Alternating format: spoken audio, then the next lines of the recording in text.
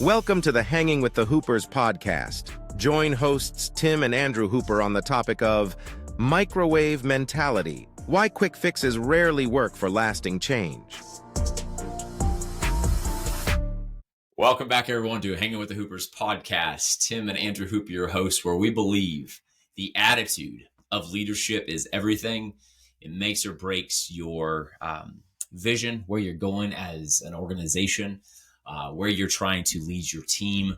The heart of a leader is everything. So, Andrew, I'm excited to be back with you, man. We've had some great guests on, some great guests to come, but it's nothing like just being the Hooper Bros. So, good stuff. We got a cool topic today.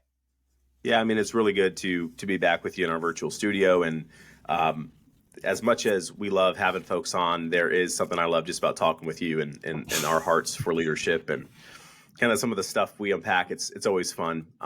But yeah, we have some exciting guests upcoming and have had some good guests on already. So make sure you're subscribed. Make sure you're following the channel on YouTube or Spotify or Apple Podcasts so you can get the latest episodes as they drop. But I'm excited for today. Some good stuff to unpack. We've had Tim and I love to keep it really relevant, right? So like things that we're dealing with currently, like that's what we like to talk about because it's real and it's impactful, I think, to everybody when we're talking about things that aren't just hypothesis or philosophy, but like real situations that are happening in the world today. So absolutely, man. That's what I love, man. But yeah, happy Friday, man. Hey, happy Friday, happy March. And I'm excited. I got to ask you, bro, what's something that made you smile today? Oh my goodness. It's funny you asked. I was going to tell you this before we started recording, but down another 3 pounds this week. So that made me smile this morning when I weighed in. My Friday weigh-in. So awesome, man. You know, been working on that discipline and consistency, and it's paying off this year so far. So the scale made you smile today. It did make me smile. Has the scale ever not made you smile? Oh, absolutely. Think about it. Yeah, that's great. That's great. Most times it has in my life. So I'll take the smiles where I can get them from the scale for sure. But yeah, it's been good. It's awesome. So what about you, man? I flip it back on you. What made you smile this morning? Man, what made me smile? Had coffee with my mom-in-law this morning. Talking through. I had a big old stack. She helps me mail out Got Energy.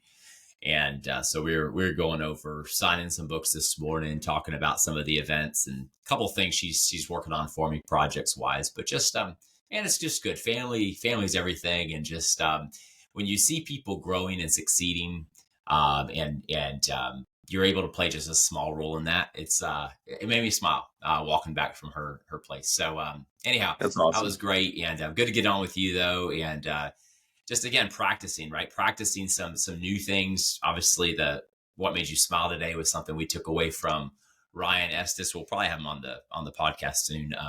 But just some good things, man. Growing as a leader, always trying to evolve ourselves, challenge ourselves.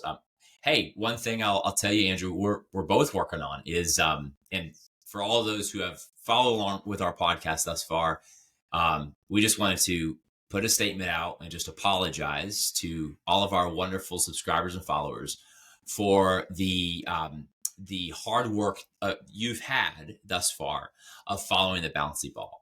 So one thing Andrew and I are working on some of the aesthetics of the podcast is, you know, we're going into the film room, watching the tape back. And one of the things Andrew and I do, we try to be engaged, but we realized that when we had some guests on, so our studio here puts the guest right in the middle. And while the guest was talking, Andrew and I were sitting here going, you know, shaking our heads. But so we had some great candid feedback. So one of the things I'm working on, bro, is actually holding my head still while I'm still looking engaged. So just some fun. But anyway, you want to know what's really funny about that is as you were sitting here talking, I started shaking my head, and then I'm like, you know what? Nope. Let me just listen.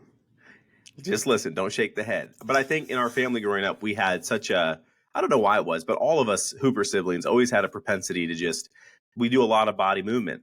For some reason, shaking the leg, shaking the head, like we just have that in us. So it takes a lot of awareness. It's funny you say to that. Bring it down. I've actually not drawn or connected the dots from our podcast and bobbly heads to actually our DNA. But it's funny because our older twin brothers, they and still to this day, they hum while they sing, or not while they sing, while they eat. Yeah. Like literally. And then, yeah, some of them like I know our sister, she's just like bouncing her leg the whole time. You know, it's funny. And if you tie our hands behind our back, we can't talk. It's funny. It's a good practice though to notice those little things, those little foibles, if you will. I don't think there's anything wrong with shaking your head, but to Tim's point, we understand if you're trying to focus on our guests in the middle and then both our heads doing this on each side the whole time. Yeah. But it's all good. So just being aware. I think we're going to bring Chris Connors on at some point, talk about self-aware leader. So just trying to just be, share with you guys some of our journey as we lean into the podcast, and just you guys are really picking it up and sharing it. So thank you. But we're always trying to look to make it better. And, we're talking to a couple of sponsors this week who want to sponsor the podcast. So it was one of those like aesthetic things. We were like, how can we take this to the next level? And one of the pieces of feedback was follow the bouncing ball. So anyway, I just thought I'd share that. That always makes me smile. I see I'm like hypersensitive to it, and now all of you will be hypersensitive to it probably since we said it. So call us out in the comments if you see us shaking our heads, or just put like a basketball, soccer ball, we need football. Yeah, we need the accountability. We need the accountability so we can just keep our heads still. Yeah, bro. So talking about following the bouncy ball, it's not something that we're going to fix overnight. We have to be aware. We have to give ourselves some best practices, maybe putting our hand up to our face or whatever, propping it up, but let's like this perfect segue into what we want to talk about today is, hey, stop shaking your head, right? This doesn't happen just overnight. You got to have awareness. You got to develop an action plan, got to evaluate how you're doing. And it's one simple thing, right? The bouncy ball. But here's what we want to dive into today.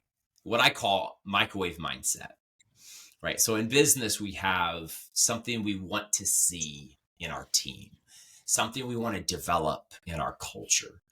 And Andrew, so many times I get asked this question as a sales coach, and, us together when we go out and speak for companies as a duo, and it's like, hey, come talk to our leadership retreat. And we're like, hey, so tell us what success looks like for you. Like, what do you want out of this? And they're like, well, we want to change this. We want to fix this or whatever. And we're like, okay, well, we could come speak, totally fine. But we actually have this program that we can be in a longer term engagement with you to really work with and dive deep and everything. And it's just kind of, oftentimes we feel that there's this push towards the 1 hour keynote, or the just come in and change us, come in and fix us. Right. And it's while you're grateful for the engagement, I always kind of, I don't know, just when we're talking and driving home, whatever, we'll be on the phone. I'm like, bro, does it feel like, did we get the point across? Is it really going to change? Are they really going to take what we just shared over the last hour and a half or two with them? Are they really going to take it? Did we break it down for them? And we're always trying to, right? But I think what we see so many times, and not just in organizations or companies out there, but even in our own lives, we want a quick fix. And so just kind of wanted to unpack this a little bit today, signs of microwave mentality, and how you can first and foremost understand that we all kind of lean that way, just not our fault, but it is our problem because, technology and AI and all the stuff that has taught us over the last 30 years that we could go find something instantly. And so kind of with human behavior, we start anticipating or thinking we can as well. So let's just kind of unpack that. Andrew, I know you see it too, but like, where do you think that comes from, and how can we be more aware to it and really pump the brakes a little bit when we start to see it happen? Well, it comes from the generation of, we no longer had to put a roast in the oven for an hour and a half and cook the peas and the carrots and take the time. We could just pop a TV dinner in the microwave, and I think that's where you get the term microwave mentality from. But you're right. There's a lot of technological advances over the years that have made everything quick to do, quick to touch, right, quick to achieve. So it has trained our brains over the last couple decades, probably the last 3 decades, specifically from the 90s until now, to really look for something that moves fast. And the hard part about affecting change in our lives for personal things like what I'm doing right now, and have done a couple years past where I'm again trying to get down in weight and work out. And then in business world, you're trying to maybe reimagine or change your sales culture, or you're trying to develop a more operationally sound business, or where your business opportunities are. The hard part to all of that is the discipline to be consistent. So there is sometimes a knee-jerk reaction, and we hear it and we see it, where people are like, I'm going to pay somebody all this money to come in, speak, and they're going to fix my team, or I'm gonna buy this technology that's going to fix our problems, or and it's maybe it's a little naive to say that's the only reason we think people do things, but at some level deep down inside, I think we don't want to have to spend the time it takes to really affect change. If we're really honest with ourselves, like what steps are we actually going to have to take? What are we going to have to commit to? Yeah.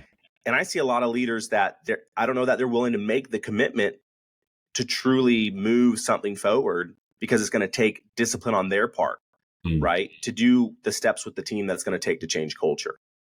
So it's tough. So if you're a leader out there taking the hard steps right now to change your culture, you're not just looking for an easy button, kudos to you, because it does take a lot of work. But unfortunately, I think most of us default into that mode of, what's this pill I can take, or what's this thing I can do, or what's this technology that's just going to make my life easier. And so this is not calling out things that are easy. This is just be aware in your life of those things you might be looking for, right, to be a quick fix, versus is it going to be lasting change with the discipline and consistency that's required. So those are my thoughts as you were talking. So I hope that makes sense. I want to, it absolutely does make sense. And I love that you went with and explained what I mean by microwave mindset is it's, pop something in the microwave and out it comes ready to go. First and foremost, I will say this. We all know the healthier option, like if you were just talk about like food for a second, the healthier option is growing the peas in your backyard, shelling the peas. Do you remember shelling peas growing up, bro? Like literally snapping green beans till my thumbs were blue. Green beans, snapping those. And then we canned green beans. Take the ends off the beets. We grew up on a farm. So we did a lot of this stuff, but I never forget, man, the boring nature of, and we had a big family. So getting like a pot full of peas, it almost felt like, oh my goodness. But thinking back, 3-hour chore. Those memories, sitting there with mom, doing that, like the memories, they're cool, right? And also like ground to table or farm to table, whatever they call it. Like we know that it's healthier for us. And there's points in that process that were beautiful to look back on. Now, not saying you need to go do that. Might not be efficient for you, your family, and there's plenty of good organic options out there. There's plenty of good options for the supermarket, and there's the utility in our lives. Not going there for like a nutritional standpoint, but we all know that the plastic tray dinner is not as healthy, right? I want to draw that correlation to our business. So what happens, and here's just a quick little practical tip. If you're a training coordinator out there, or you're, director of, sales culture or whatever, and you're bringing in either speakers or trainers, or you're budgeting for professional development. One little practical tip, and I love when this happens to us, bro, but one little practical tip for you is next time you engage with somebody to come in and work with your company, ask them what pre-work they can send or give to your team to either start digesting, start thinking about, maybe some questions they can ask or your team could ask internally prior to that speaker coming, to make your time together more effective, and also really starts. That's happened for us a couple of times, bro, and it's really refreshing. But it also has, I think, when we do show up to the engagement and take a leadership team through, it really does start us off on the best foot, because people are coming with some level of germination, like they've really thought about and chewed on the thought or some questions. Well, I have an example. I have an example of that I would share. So like I've gone through, and a lot of larger companies put their up and coming leaders through these leadership trainings, and just to make it even more practical, you can find online, if you want to spearhead change and get your people marinating on something and like drive it forward, put some activities back to them. So do like personality tests, great place to start if you're looking to actually change culture, because it starts by understanding the different personalities on your team and how people like to work. So that's one. Another one I've done in my past is a EQ test. So there's a couple out there. I want to say Adam Grant has some that you can get through his book or his website, but there's plenty out there. And then there's probably some that are free that you can have. And they do like an EQ assessment. They ask your team a series of questions and like, are you emotionally aware? Do you have high emotional intelligence? Yeah.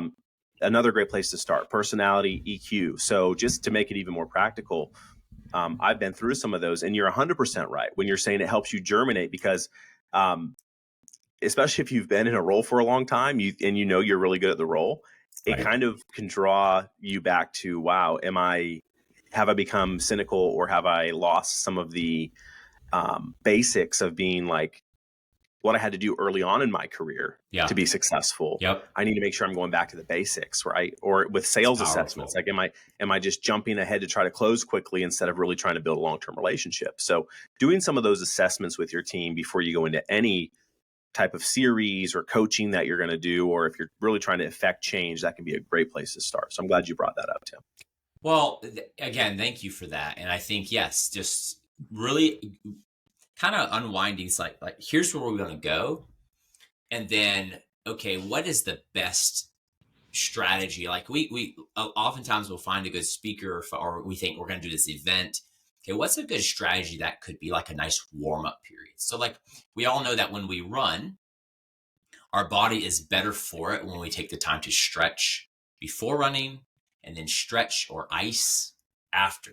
But how many of us would be honest to say, like, I really wanted to run, but I only had this amount of time. So I went and ran. I didn't do the proper warm-up or the proper cool down.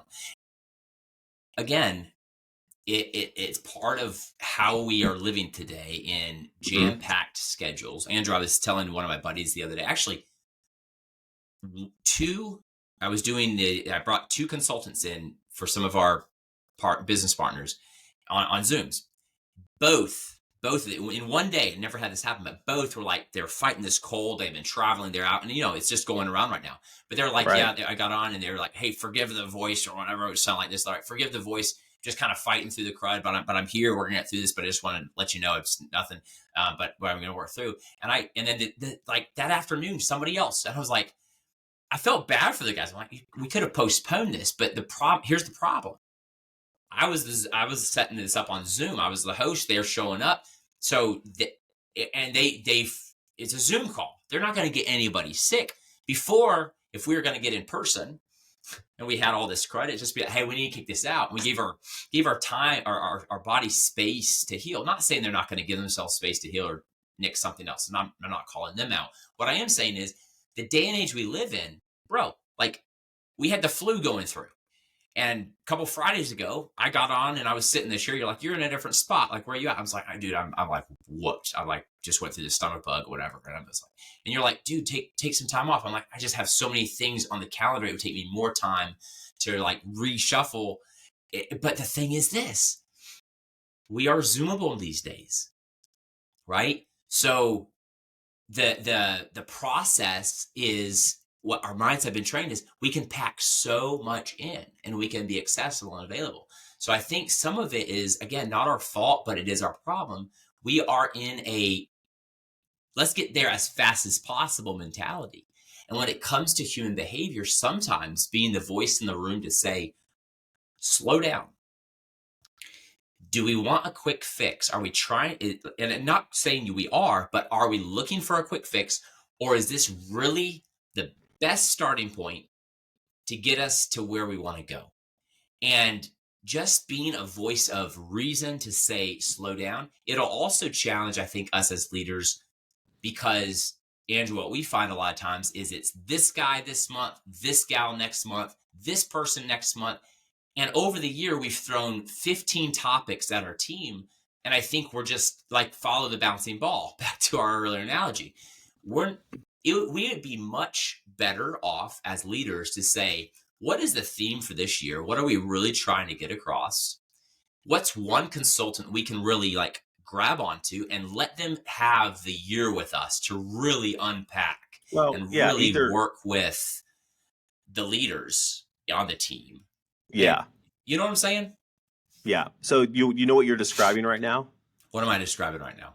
It's Give us some it's clarity. shiny object syndrome. And here's where it hits you hardest in your business. It hits you hardest in your business when you look at the results and the results aren't where you needed to be for your business.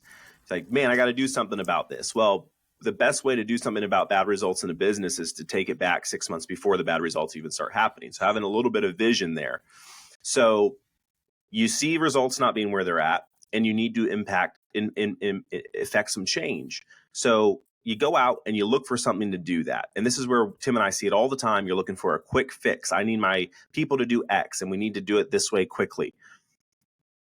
However, if you've been doing this long enough, you know that rarely doing something quick in business to change culture happens quickly. So it's hard to see the ROI. So everyone switches gears. There's another shiny thing. I talk about chasing rabbits all the time. Like, it's chasing this one for a minute. We don't get it. So we go chase this one for a minute and we don't get it. So then we go chase this one for a minute and we don't get it.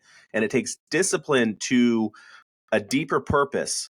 And that's where most people miss the mark. They don't have the discipline to the deeper purpose. And we've talked about this before. Have you refined down in your business? If we focus on these 3 things over the course of the next year, I believe, my vision, my heart is that those things will move our business forward. Now go make all 3 of those things happen. As opposed to quick fix here, this solution, this training, that training.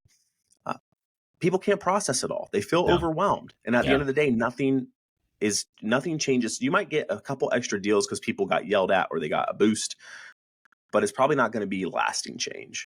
So again, be aware if you're jumping from shiny object to shiny object. And I don't know if you put a number on it, Tim, but you said 15 things for a year. Just look back at your last 8 months. How many different, and as a leader, do this activity in your brain with your leadership teams. How many things that have you thrown at your team that are new? And then I really want you to get granular on has a needle moved because of those things? And if no needle has moved substantially that you're satisfied with about any of the things you've tried to implement, that might be a sign that you have shiny object syndrome.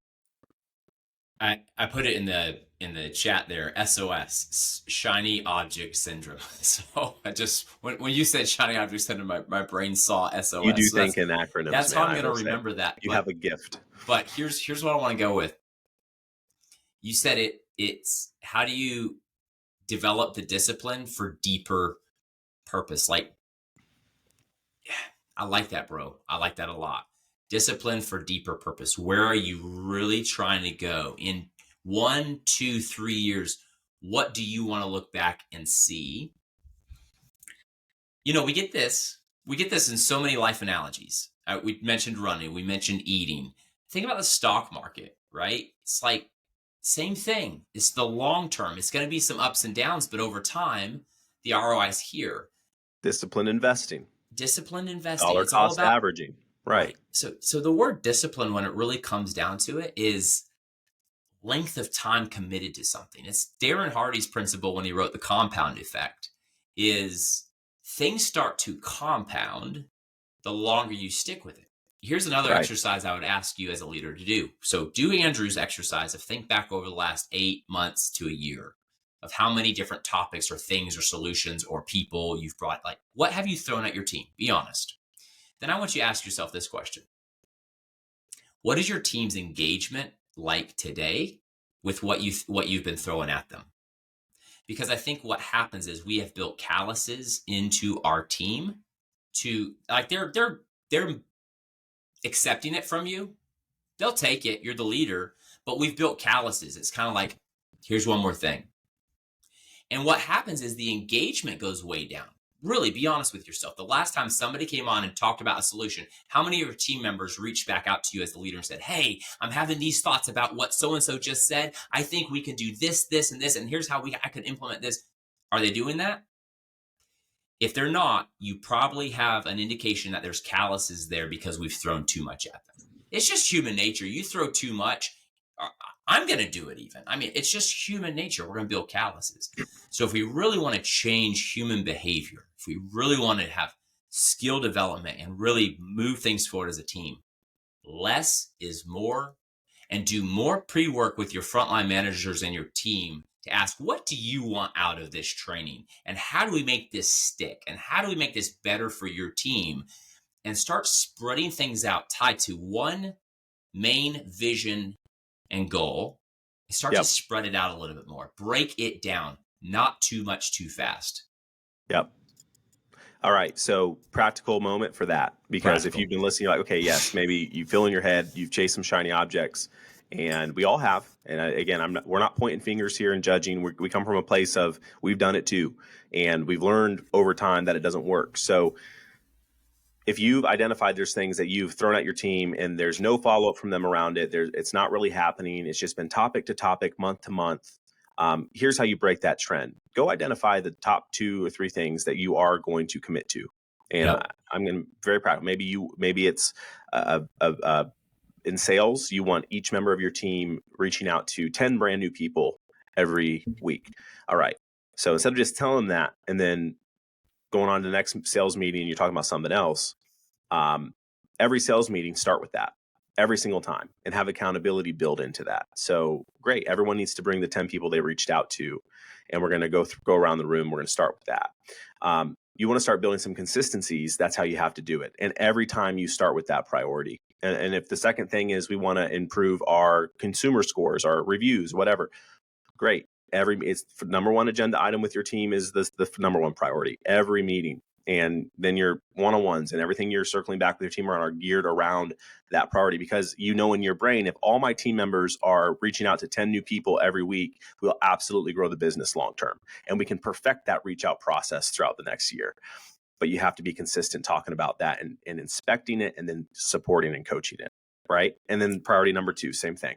And that has to become a consistency, and that's how you run your meetings moving forward. So again, just making it very practical level. If you don't know where to start, that's how you do it. That's, again, take some polish, but that's essentially how you do it. Tim, what would you add there? Well, I love that you said start with reporting on some metrics, because that's key. It takes, all right, here's the vision, here's what we want to have happen, but then break this down to the smallest metric. What is the metric that you want reported on? So Andrew, that's very simple, right? It's not easy, but it's simple. Like, hey, I want reviews at this location to grow. Okay, where are you at? 37. What do you want to be? Well, over 500. Okay, great. Everybody on that location, they understand the metric. We want to get to 500. So the goal is now, okay, how many can we move in this week? So every Monday morning huddle, we're reporting on move the metric. This metric moved from here 37, we're now at 51. Okay, great. And then this branch over here is nothing, no movement. Okay, branch, what did you do? What did you do to get that metric to move? And then this branch says, that's a great idea. We can do that too. So because you broke it down, you can now ask some very specific questions, practicality-wise. But I like that you said, figure out the vision and then what are the metrics that get there? Because a lot of times we don't distill it down that granular. But then don't change it. Don't do this one time and then in 6 months bring it back up. Every time. Commit to it for the long haul, quick. Right? That's why it takes some thought. You got to really put some thought into what are the things that will drive my bit. What will the things that, when compounded over the next year, 2, 3 years, will absolutely be a game changer for my business. So that's where the visionary comes in. That's where your heart, where you want your company to go, comes in. Distill it down to the practical steps for your team, and then those are the things you talk about every single time you are with your team. Every time. Those are the things you talk about. Those are the things you ask them about. Those are the things you follow up and coach them about. Those are the things you celebrate about. Everything. Keep it simple for your team. Keep it super simple. Yeah, and on the public, we've talked about this on another podcast, but in the public, report on them. If there's something you don't really like, just make a note. You hear one that's really good, celebrate it. Boom, awesome, way to go. Just keep it moving, just on their metrics reporting. And then if you start seeing the trend happening over here that you don't like, that's a zoom in with, as a leader, one-on-one. That's a zoom in with that manager. That's a zoom in there. Like, help me understand, why isn't this moving? Is there anything you need from me? Those are the, don't diatribe on those. This is not a diatribe session. Just a quick reporting, because you're helping your team build muscle memory around, oh, this isn't going anywhere. This is important to us. That's the key here. The key is not to shame people or to over celebrate even. This is not the key. The key is we're just going to be reporting on these things because we all agree these things matter to this metric. Another topic, but you want to avoid the microwave mindset. Understand that building discipline deeper for a deeper purpose, it takes time and less is more. Andrew, I love it. SOS, shiny object syndrome. We've got to sound the SOS on that right now. Yeah. But let's just purpose this year. It just not even this year, but as a leader, lifelong, that we're going to be a methodical, thoughtful, critical thinker, emotionally intelligent when it comes to human behavior. Of, am I trying to help so much that I've actually hurt the team by forming calluses because I'm constantly moving the target? Or am I solidified on the vision, helping to break that down, and then just consistent? They know what they're going to get every time. That's how we change things, bro. Get the microwave out of our businesses. Solidify, and simplify. That's what it is. Solidify and simplify. Guys, drop in the comments what you took away from this. Reach out to Andrew and I if we can zoom in with you as a leadership team and unpack some of this. But thank you for following along. Thanks for being part of the conversation. And if you're if you've enjoyed these, hey, do us a favor, hit the share button, share this out to your network. We appreciate all the support, and we'll see you for the next installment of Hanging with the Hoopers. But absolutely. Thanks for joining us today, guys. Take care. Good conversation, bro. See ya. Thanks, bro. Thank you for listening. Please take a moment to like our podcast and consider subscribing. Your support means the world to us.